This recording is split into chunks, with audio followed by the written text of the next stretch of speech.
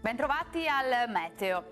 Alta pressione, il tempo si mantiene stabile sul nostro territorio, ma diamo uno sguardo più approfondito alla situazione di domenica 9 febbraio.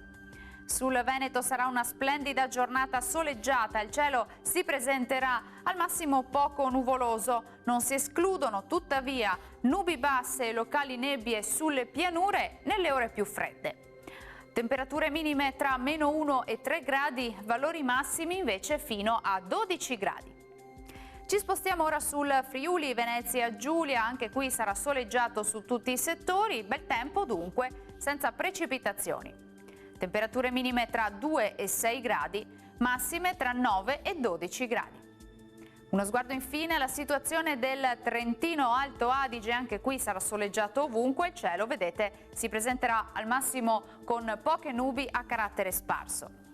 Temperature minime intorno a -3 gradi, massime sui 9 gradi all'incirca.